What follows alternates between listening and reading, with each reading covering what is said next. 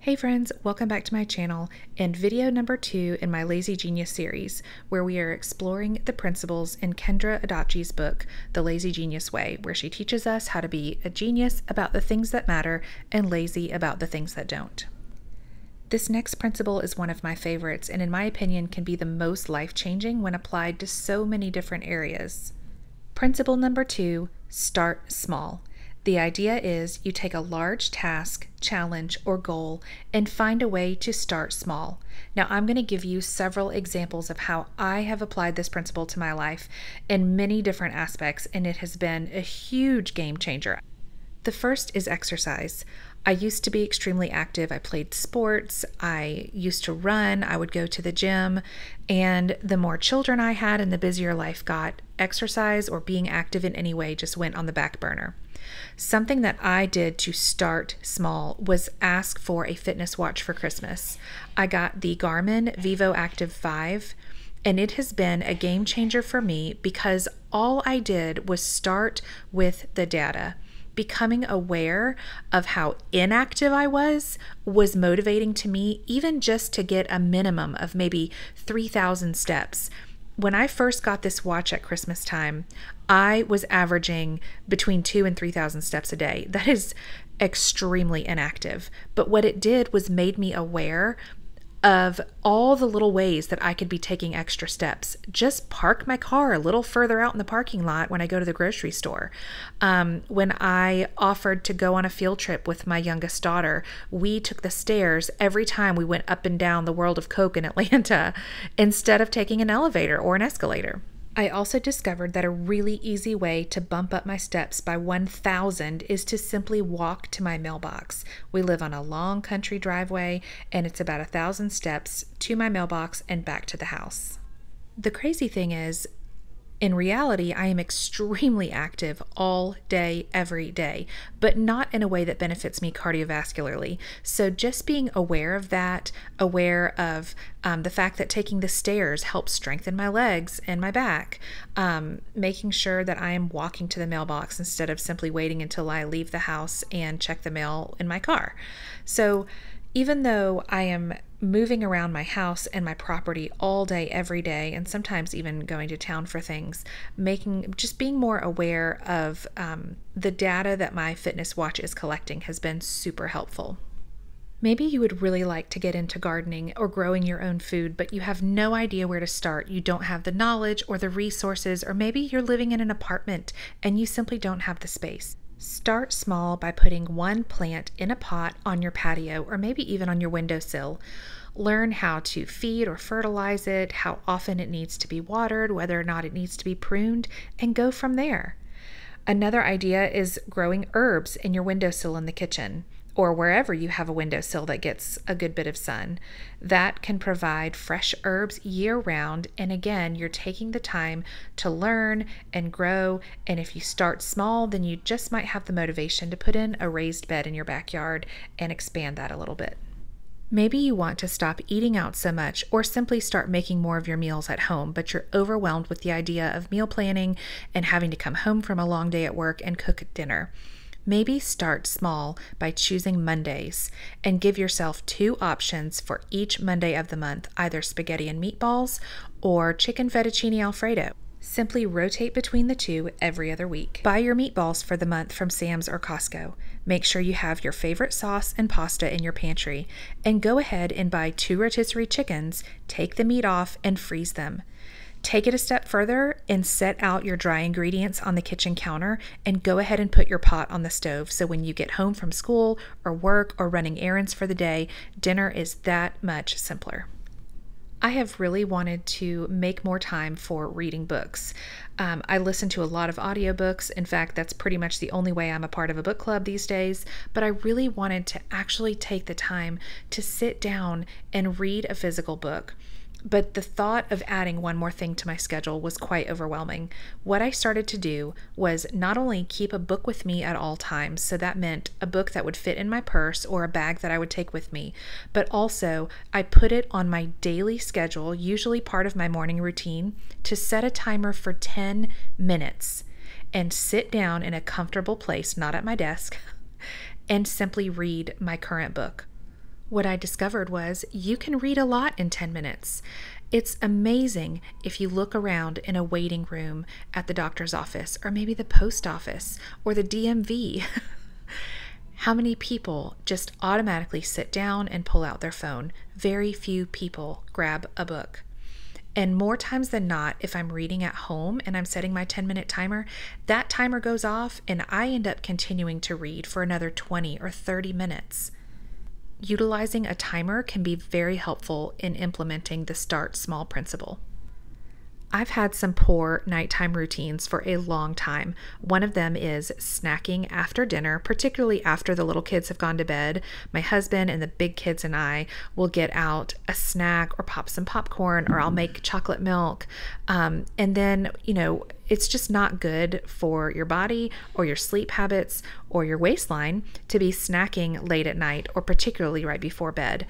Another habit is going to bed way too late because I stay up with my teenagers, because that's when they're energized and want to hang out and chat, or we watch a movie or a show together. What I started to do was 2 simple things. I started small in order to transform my nighttime routine, and that was brush my teeth and wash my face after dinner.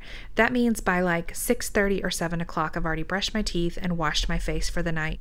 I'm much less tempted to snack. I don't want to have to go brush my teeth again. I've already done it. And also, when it's time for me to go to bed, when I find myself getting tired and I'm ready to get in bed, I don't have to go spend another 5 or 10 minutes in the bathroom washing my face, taking my makeup off, because I've already done it a couple of hours ago. So I can get right into bed when I'm ready. That might sound so small, it's almost silly, but that's the power of starting small. Small little habits can really transform routines and other habits, and they can have this trickle-down snowball effect.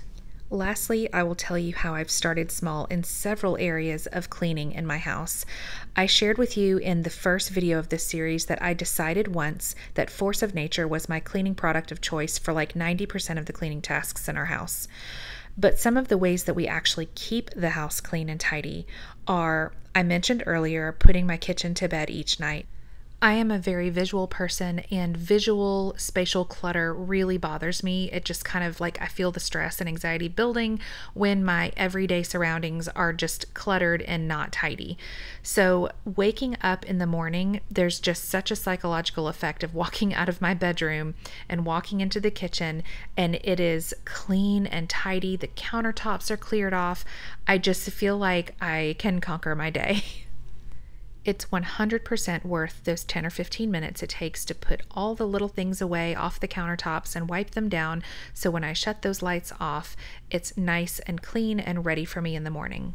I've also learned the hard way that clutter attracts clutter. When you allow your kitchen island to be kind of a catch-all space, or maybe your dining room table, or the counter in your laundry room when you walk in from the garage, when you allow it to be a cluttered space on a regular basis, it's just, people don't think twice about setting their stuff there in addition to everything that's already there. Whereas if we walk into the kitchen after school and the kitchen island and all the countertops are cleared off and wiped down, they're a lot less likely to set their backpack or their lunchbox there. They're going to put it where it belongs, or empty their lunchbox and put it back in the laundry room.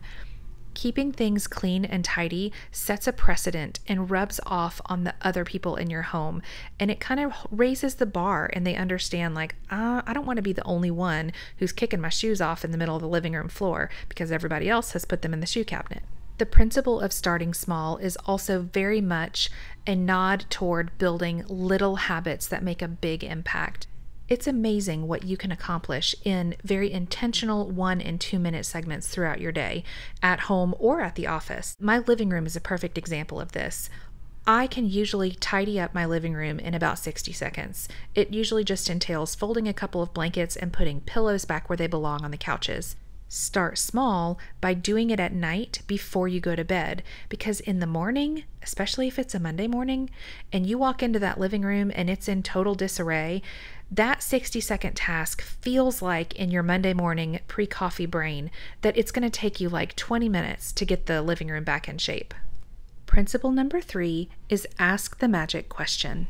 The magic question is, what can I do now to make something easier later? Again, this goes back to getting in the habit of thinking this way. One thing I do now to make things easier later is I fill up my car when it drops below a quarter of a tank, rather than waiting until I'm rushing out the door for a morning meeting. When I have to be out of my house in the morning and it requires something more than tennis shoes and yoga pants, I choose my clothes the night before. That way I don't have any decision fatigue in the morning and everything is laid out for me. When I get home from a grocery trip, I go ahead and peel, chop, and slice as much of our fresh produce as possible for the week ahead. This saves me a lot of time in the moment when I'm prepping dinner or packing lunches. Another thing I love to do is portion out our chicken for specific meals and label the Ziploc bag accordingly. So maybe butter chicken, salsa chicken, or chicken fajitas. I go ahead and slice that chicken into strips and put it in a baggie labeled fajitas, and it makes it so much simpler when it's time to pull it out of the freezer for dinner.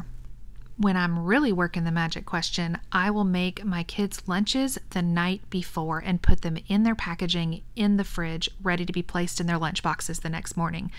I can't tell you what a difference that makes. Even though it's only a 5-minute task, it's just so nice to not have to do it in the mornings.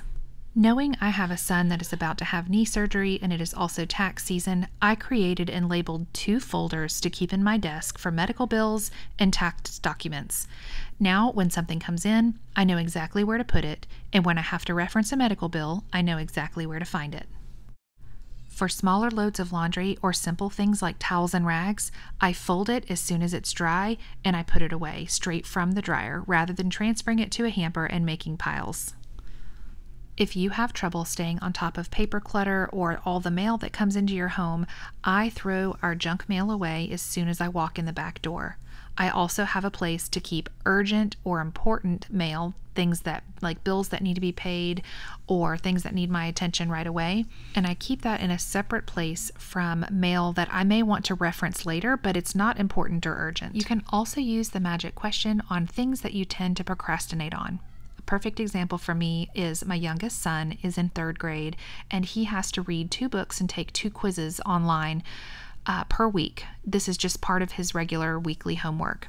If we don't do them at the beginning of the week, they will be forgotten about and then he'll get a poor homework grade on that assignment. So we decided at the beginning of the year, those 2 AR quizzes are to be done on Mondays. Once they're done, I don't have to think about them again for the rest of the week. I would love to hear in the comment section all the ways that you have thought about starting small and applying the magic question to things in your life. I hope you'll join me for the next video in our Lazy Genius series. Thanks for watching.